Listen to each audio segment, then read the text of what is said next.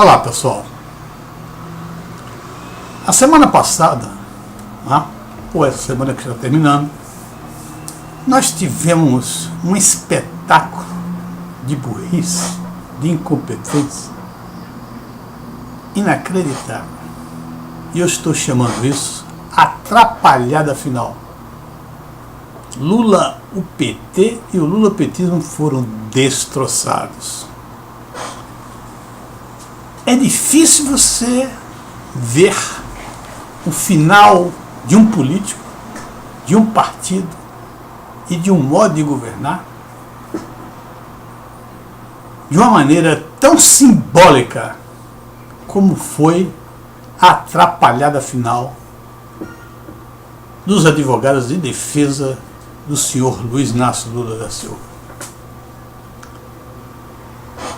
Essa atrapalhada final é a completa tradução da era petista, que começa em 2003 e vai até o final do governo Temer. Quando Temer termina a era petista. E eu explicarei por quê. Se você olhar nessa entrega dos recibos que o Lula diz que paga pelo apartamento que supostamente é dele, assim dizem os colaboradores da justiça, um apartamento que foi concedido pelo Odebrecht para o senhor Luiz Inácio Silva como uma forma de pagamento de propina relativa aos contratos da Petrobras.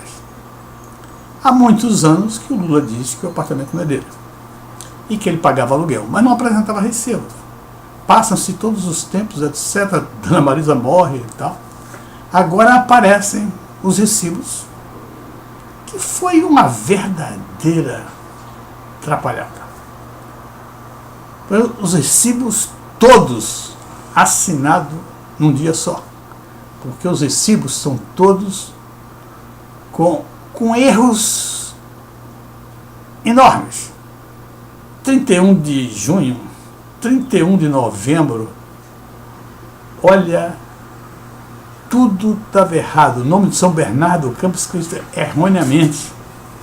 E no nome de Dona Marisa Letícia.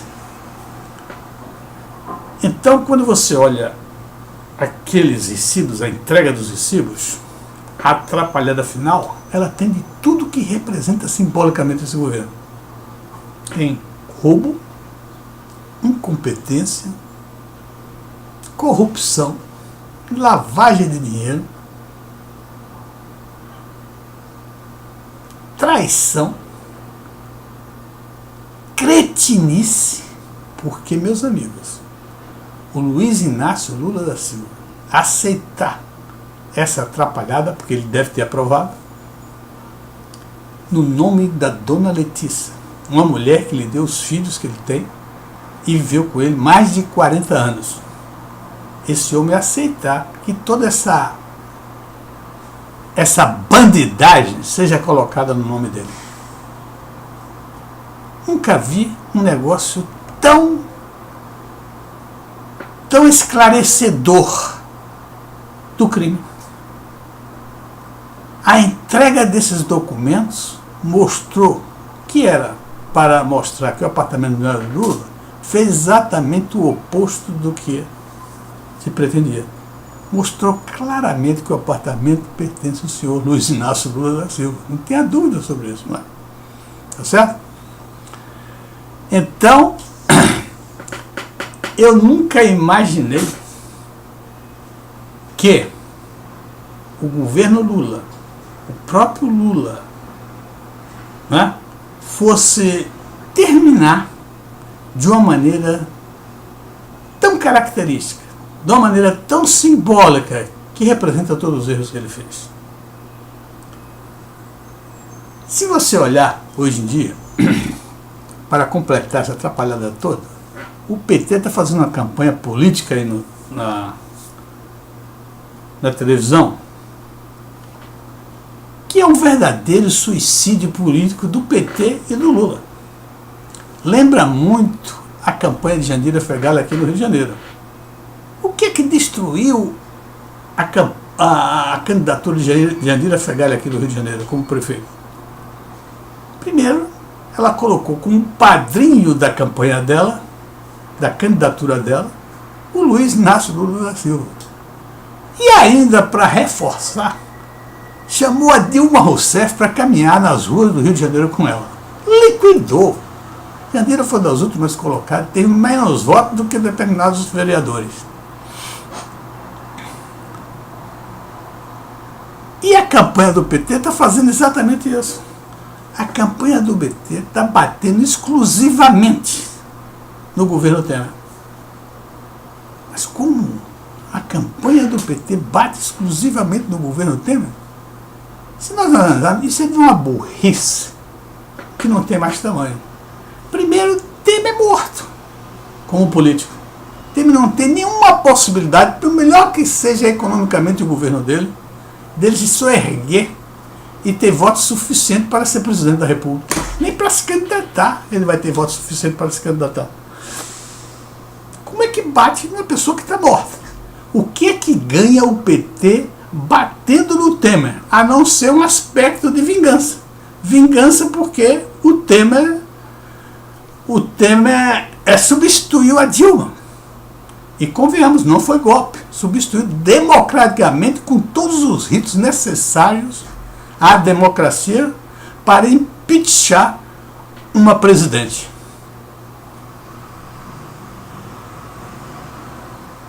E aí? Por que o PT faz isso? E além do mais, quem é responsável pelo governo Temer? O responsável pelo governo Temer? Aliás, deixa eu colocar aqui, porque meu self-vídeo permite que eu corrija imediatamente. Quem é o responsável pelo governo Temer? Se vocês olharem, o Lula, quando termina seu governo com 84% de aprovação, ele decidiu colocar um poste para substituí-lo. Colocou a Dilma Rousseff. O PT não queria e a base aliada dele não queria. Ele empurrou goela dentro todos os dois. Posteriormente, empurrou o Temer como vice-presidente, tanto no primeiro quanto no segundo. No primeiro governo Dilma, ele queria... Não, desculpa. No segundo governo Dilma, na reeleição, ele queria que ela aceitasse como ministro da Fazenda o senhor Henrique Meirelles. A Dilma não quis, porque a Dilma não gostava do Meirelles.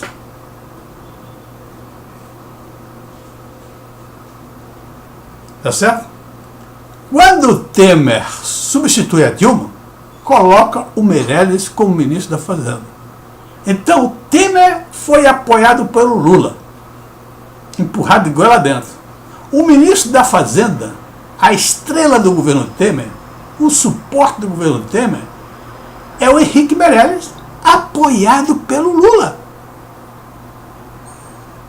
Então, quem é o governo Temer? É um governo totalmente apoiado pelo Lula. Se o PT bater no Temer, está batendo no responsável por esse governo. É por isso que eu digo que a era petista, ela começa em 2003 com o Lula e só vai terminar quando o governo Temer terminar.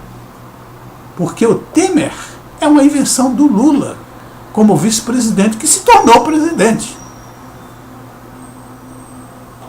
Então, a lógica, o raciocínio, a inteligência não permite que se cometa um erro desse. Primeiro, bater numa pessoa que não tem nenhuma possibilidade de ser candidato.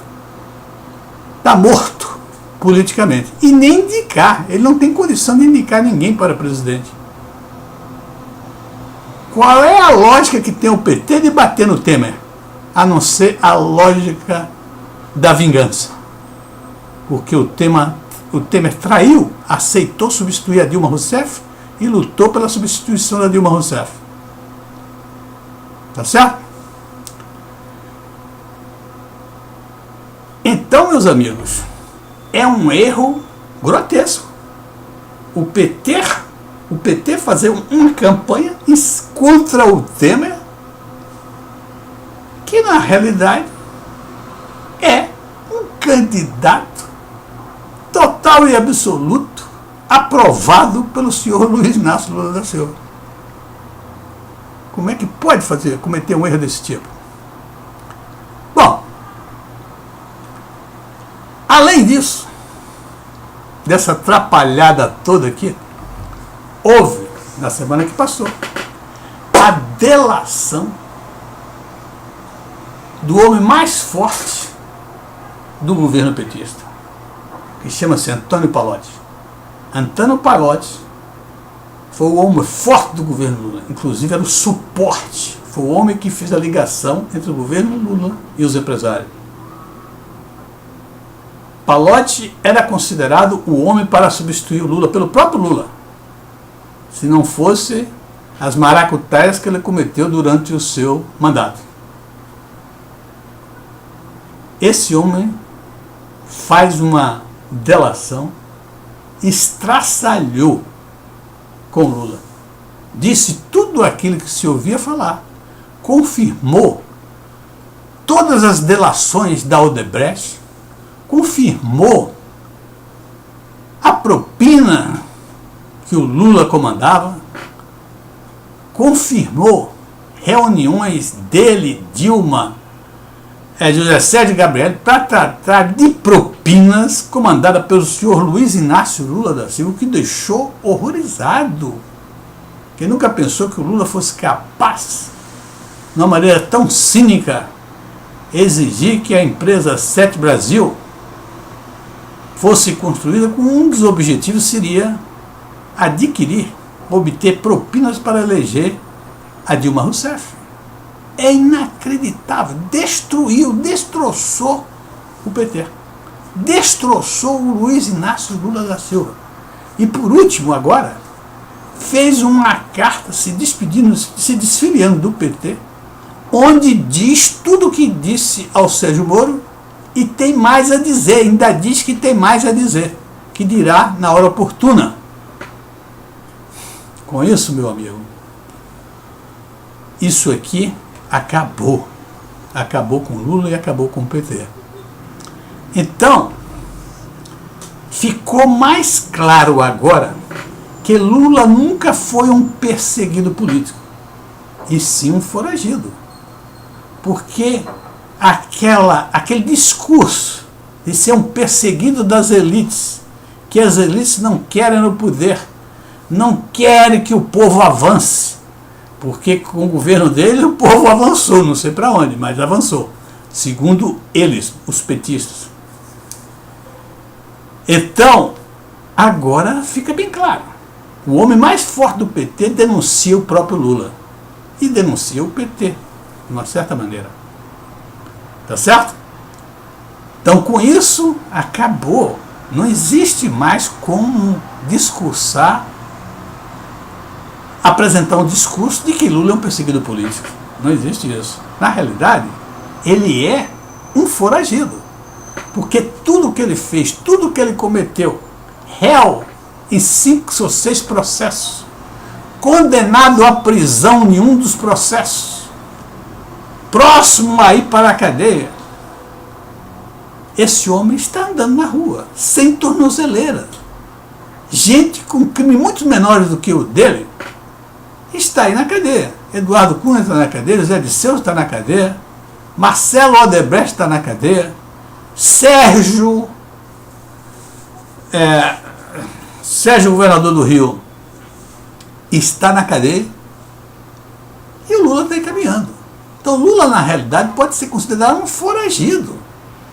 Um homem que está com todo o peso de uma denúncia, todo o peso de acusação, condenado, réu e andando livremente por esse país afora. Olha, eu poderia dar uma sugestão ao senhor Luiz Inácio Lula da Silva para reduzir um pouco o prejuízo que ele tem, um prejuízo curricular. Que seria que um ato final de grandeza poderia reduzir esse enorme prejuízo curricular. Daria aos seus fanáticos um certo alento. O que eu quero dizer com isso? coisa, o Lula deveria demitir imediatamente toda a sua equipe de advogados de defesa. Esses advogados de defesa, evidentemente, estão ganhando rios de dinheiro. Porque eles não estão defendendo o Lula porque o Lula está sendo perseguido, porque o Lula está sendo injustamente acusado. Ele está defendendo para ver se reduz o máximo possível a pena do Lula. Porque eles sabem que Lula roubou e muito dinheiro. Com isso, o que acontece? Com isso, você acha o que eles estão cobrando por Lula? E é dinheiro roubado, meu amigo. Dinheiro roubado sai com facilidade. Então, se ele pede 20, 30 milhões, Lula entrega 20, 30 milhões para que eles defendam. E eles sabem disso, os advogados sabem disso. Portanto, eles pedem alto para defender o Lula. E a escolha, não sei quem foi a escolha desses advogados, de toda essa equipe, foi um desastre pela atrapalhada que fizeram no final aí. Ou tem mais ainda a fazer. Agora tem uma coisa aqui que a gente precisa esclarecer. É o nepotismo.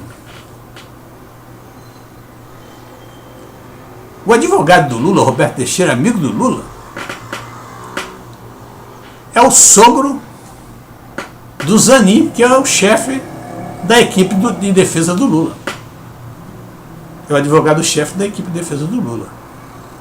Ora, o que o Roberto Teixeira colocou o genro dele para defender o Lula? Lógico, o Lula é um dos homens mais famosos do Brasil, tem um advogado ali do Lula, o nome dele vai para as alturas. Mas será que o Roberto pensou na competência do genro dele? Não pensou. O Roberto não pensou. Porque o que se revela desse rapaz é de uma incompetência, de uma falta de capacidade de raciocinar, de entender o que está acontecendo muito grande. É que eu percebo nas intervenções que ele faz quando Lula é interrogado pelo Sérgio Moro. Então, rapaz, medíocre. Então, o tiro saiu pela culatra. Quem que tem uma causa realmente importante que vai contratar o Zanin? Eu acho que ninguém. Quem tem uma causa importante, geralmente é uma pessoa que sabe raciocinar, que sabe pensar.